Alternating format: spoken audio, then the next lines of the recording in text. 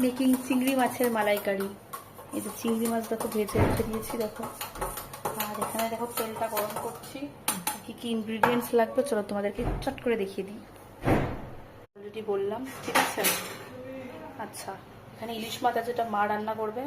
আচ্ছা, এখানে রয়েছে আদা রসুনের বাটা, ঠিক আছে, আদা রসুন পেস্ট, তারপর কুচনো পেঁয়াজ, ঠিক আছে, এটা লাগবে।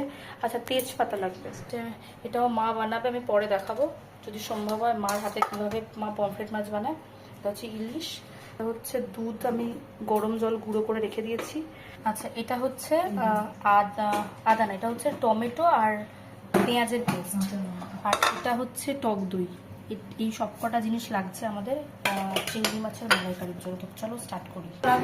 হ্যাঁ, কটা তেলের উপর প্রথমে তেজপাতা দিয়েছি, তারপর দেখো গোটা গরম মশলা দিয়েছি,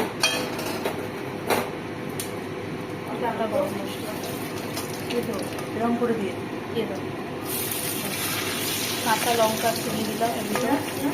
এবার আমরা কুচানো পেঁয়াজ দেবো, ওখানে বলতে হবে, এটা লাগবে। কুচানো পেঁয়াজ দিচ্ছি,